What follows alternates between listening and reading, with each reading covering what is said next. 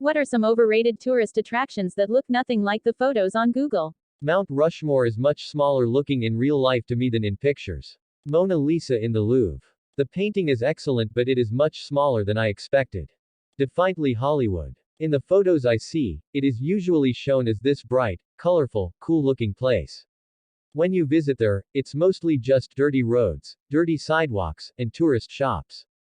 It's definitely overhyped. The Waitomo Glowworm Caves boat ride.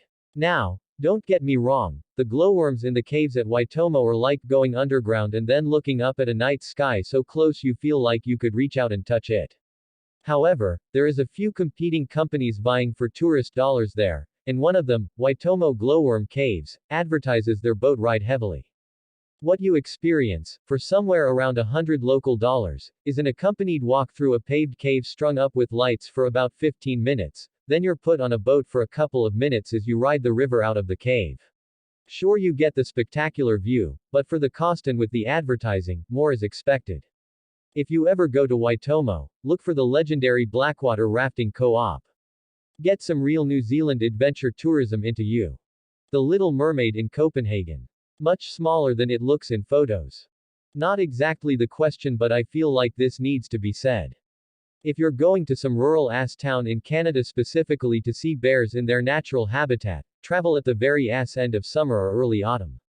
So many people travel to my town right at the beginning of summer and are disappointed when the bears are still deep in the woods and hard to spot.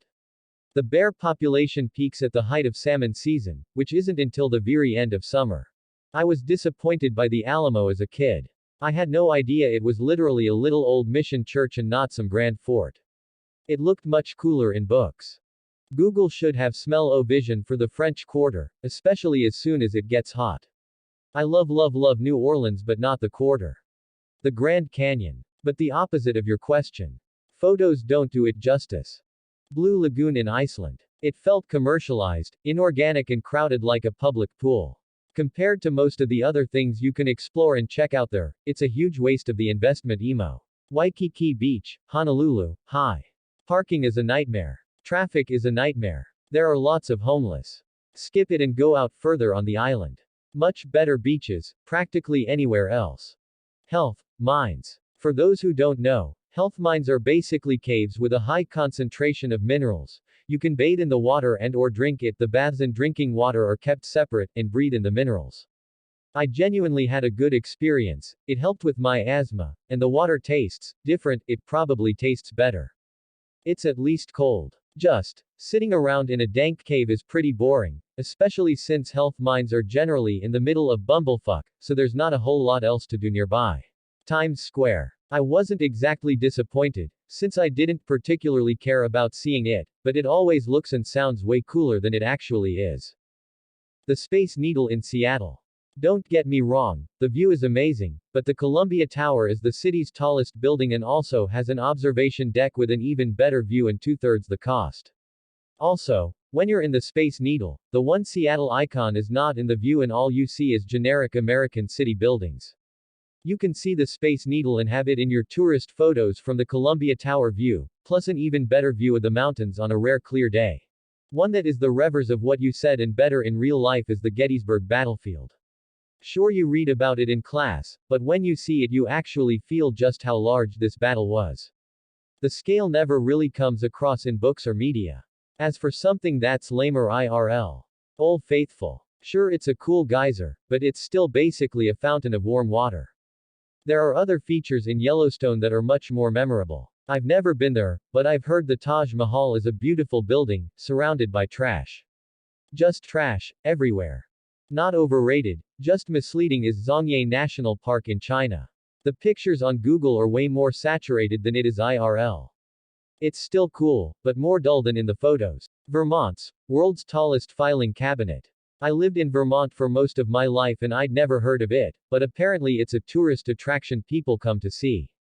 It's about 50 feet tall and it's on the edge of a parking lot behind a strip mall. The Hope Diamond at the Smithsonian Museum. I expected it to be 3 to 4 inches across, not 1-ish inch. Coupled with the fact that the geology exhibit next to it has several 2 to 3 foot mineral crystals, it was pretty underwhelming. My father's thumbnail is bigger than the diamond and the setting is excessively tacky looking. I understand the history is part of why it's famous, but I would skip it next time to spend more time at the other exhibits. Slightly related question. Are the crown jewels similar? Geology is kinda a hobby and I want to know if it's worth seeing them from a specimen, not really history, point of view. Plymouth Rock. It's in some sort of mausoleum right along the waterfront. A lot of the time the rock is underwater. When it's not, it's either covered in graffiti by local teens or angry indigenous tribes in the area. It's down the street from the Mayflower to a cheap replica of the original Mayflower. Westminster Bridge, the one closest to Big Ben, is very crowded, and there are people dotted about on the bridge trying to sell overpriced tat to tourists. I reckon that the photos you see where it's not so busy were taken either early morning, or on the odd quiet Sunday evening. It's a small thing, but I think it's a good story, the actual store from Pawn Stars.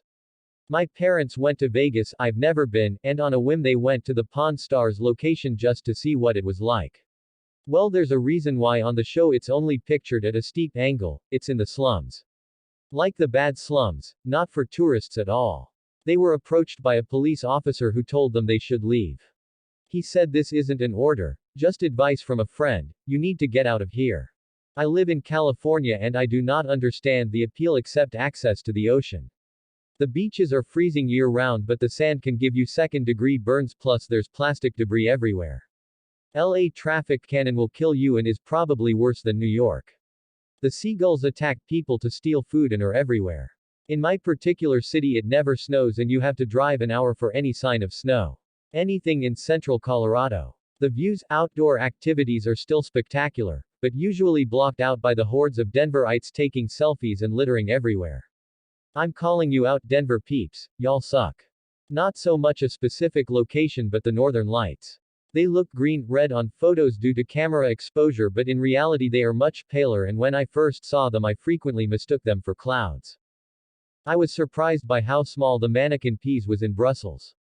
Having said that, I love the story behind the statue and I like how it's just a part of the street. The Fountain of Youth in St. Augustine is like a dirty hole in a closet of a third-rate tourist trap. It looks like someone dug a hole until they hit a spring and then they lined it with cement, built a shack around it and started charging tourists to enter. Literally anything else in that area is a better use of your time. The Alamo always seems to be photographed as if it were outside the city in a more rural area. But when you go, it is in, near downtown San Antonio, surrounded by the city, and across the street from gaudy-ass tourist t-shirt shops and attractions. I would not call it overrated if you are into history though. The Hagia Sophia, it's a pretty building but it is surrounded by similar mosques, which kind of makes it less special for me. I couldn't tell which one was the real thing the first time I got there.